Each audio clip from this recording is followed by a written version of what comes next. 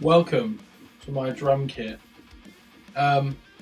This is, I don't know how long this one's going to be. It's just a video about sort of the basics of how you record a drum kit, like where you're looking to place mics, in relation to things like their polar pattern and their frequency response, which we spoke about in the first video on the Studio How To series. So yeah, let's go. So the first one we're going to talk about is obviously the kick drum and how you mic a kick drum. So as you can see here, I've got a mount inside of my kick drum for my Audix D6 kick drum mic.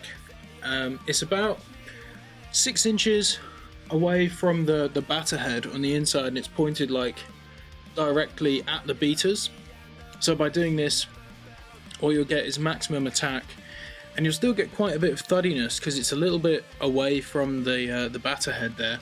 So hopefully you end up with a more mix ready kick sound. And the reason it's on this mount is just because when I take my drums to play shows and stuff, although I'm not doing that now, then it's nice to have the kick drum mic where I like it for our sound. So the front of house guy literally just has to plug it in, gain it up, and then that's it, pretty much sorted. So a couple other ways that you can mic up a kick drum is if you just get your kick mic, and let's say you don't have a mount on the inside, or you don't have a stand that's able to reach inside the kick drum as far as you want it, you can just get your mic, and if you kind of have the diaphragm or the little shield half in, half out of the kick drum, what you tend to get is a pretty good sound anyway. You get a nice bit of click there, and there's some good thud. But obviously it kind of depends on your microphone. So kick drum microphones tend to be these large diaphragm dynamic microphones. If I just take this off, you'll see that this piece is the diaphragm, and that is considered to be a large diaphragm. And when we get onto some of the other drums, I'll show you a small diaphragm and maybe a comparison of the two of them. So yeah, you can go half in, half out, or you can just put one directly on the outside of the resonant head, just pointing straight at it, or in the middle, slightly to one side. But often what you'll see in studios is they use a combination, so they'll have one mic inside the drum picking up all the click and the attack of the beaters, and then one on the outside to get that more subby, like sort of in your chest feeling from the kick drum.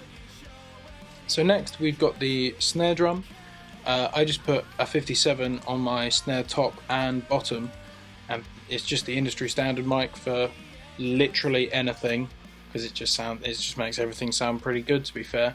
So the way I have mine set up is I have it about a Sharpie's width above the rim. Now I say Sharpie because everyone should have a Sharpie in their studio. If you don't have a Sharpie, you're a fool, get a Sharpie. So yeah, Sharpie's width above the rim, and I have it pointing directly in the center of the drum. So it points directly in the center because that's where you hit. So essentially the sound that you want to be picking up is the sound of the drum where you hit it. The more sort of angled towards the rim that the mic is, the more kind of ringy sort of resonance kind of tones you're going to pick up, because if you remember back to the tuning video, which is on the what is it? Drum how-tos? Something like that, I'll forget. You tune the lugs to a certain frequency, so if you point it directly at the lug, you're going to hear just that frequency rather than the frequency of the whole drum. So that's the top, and then the snare bottom, what I have is the mic in the exact same position, just upside down and pointed at the bottom head. Now the reason for that is because the two heads will be out of phase, but to get as little phase issues as possible and to record the best sound, you're going to want to have them pretty much lined up in exactly the same place, just mirrored underneath. So next we've obviously got the toms. Now I do the floor tom the same as I do the rack tom. I just use a large diaphragm instead of a small diaphragm, dynamic microphone again. So with my toms, I like to get a little bit more punch and ringiness out of the tom. So I tend to point the mic like halfway between the rim and the center of the drum, so it's kind of angled right there. Now that just helps me to get a little bit more punch out of my drum, but obviously, you can angle it more towards the center, you can lift it up. These are all really close mics, so they're pretty much as close as I want to get them to the drums. But yeah, you can angle it more towards the middle, more towards the edge. It's whatever you find works best for your kit and the tuning that you're in. So for me, this works, and as I say, I have the same on the floor tom. I use a kick drum mic on my floor tom just to get it a bit more thuddy and make it a bit beefier. Now this mic is the trash mic that I spoke about in the first Studio How To series episode, and basically I just have it right in the middle of the kit, and I crank the gain on it, and I make it sound as bad as it possibly can. And it sounds counterintuitive, but if you blend it in with all the nice mics and how they're all set up, you can get some really interesting and kind of fat sounds out of your kit just because of all the distortion that's going to be brought on through this microphone. I mean, sometimes it's not wanted, but most of the time I'm recording like punk and metal-y kind of stuff, and it just helps to get the kind of griminess back into the music and not make it sound so pristine. So now moving on to cymbals. On my kit at the moment I only close mic my hi-hats, but I just don't have enough preamps or microphones to close mic everything, or I would do that as well as having a pair of overheads. So with my hi-hats, again, just a dynamic mic. You'll see a lot of people use condenser microphones or things like that, but I just don't have access to it at the moment, so I'm just using a dynamic. But also a lot of people use an SM7B, which is probably the microphone that everyone's seen literally every YouTuber do a vocal cover with. So yeah, those are good on your hi-hats. Now I tend to angle these slightly away from the crash that's next to it and the snare drum, just so that the polar pattern is focusing on the sound of the hat. You can put this mic on the top or the bottom, it depends what works for you. I like it on the top because on a pair of hi-hats, any pair of hi-hats, the top hat is slightly thinner and lighter than the bottom hat, so you get a bit more of a brighter, more attacky sound from the stick when you're recording this way. But as I say, you can record however you like. There's no right or wrong way to do it. This is just how I do it, and if you're looking to get into recording, hopefully this gives you some ideas on where you can start. So for my overheads, I use a stereo matched pair of Rode M5 small diaphragm condenser microphones. The kind of reason you want a matched pair is because you're using the overheads to capture an overall picture of the drum kit. So if you have two that sound different, then the picture of the drum kit in your ears is going to be unbalanced. So you kind of want a matched pair, and these are quite cheap as well, but they're amazing. So I literally use them for everything, not just overheads. I'll put them on acoustic guitars, sometimes vocals, anything really. So the whole idea with your overheads is, because you want to capture that stereo picture, you sort of want to angle them in such a way that you're picking up both sides of the drum kit. Now you can do this with two mic stands, so you can put one over here capturing the sort of left crash and hi-hat, and then another one over your right crash that captures the right crash and any other sort of things you've got going on, like a china or a little jam block or whatever you like.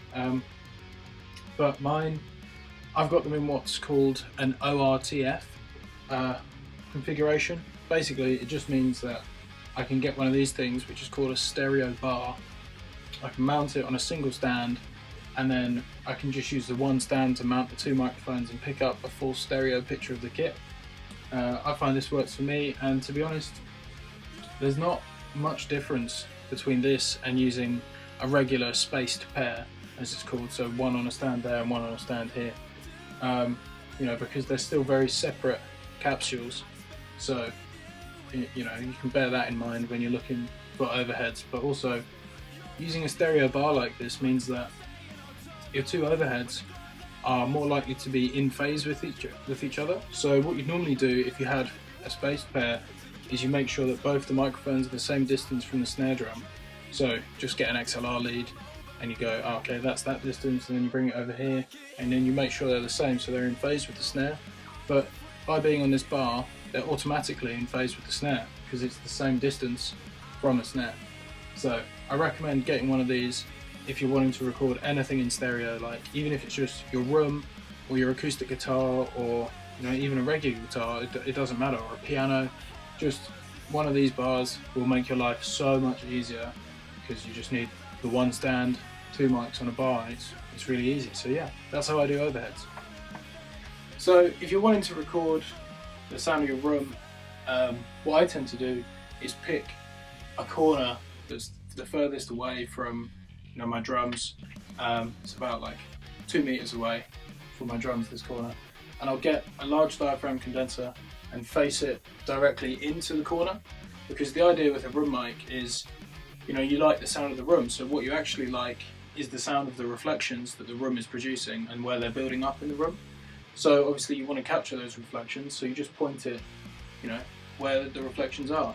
And a good way to find out where sounds best in your room is literally to put your head where the microphone would be, and then if you like that sound, put a microphone there. It's as simple as that, really.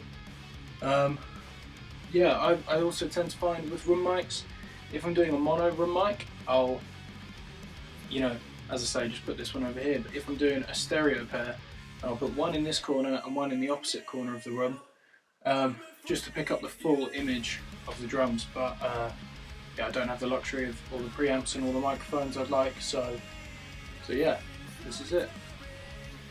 Well, I hope you found that one useful, and you can apply some of the things that we spoke about in this episode to sort of not just a drum kit, but also other instruments and other applications, because there's no right or wrong way to do anything in music. You just sort of do it. If it works and it sounds good, then you keep doing it, and then that becomes your thing. So yeah, as always, if you've got any questions or video ideas, send me a DM. Always happy to talk about it. And yeah, peace.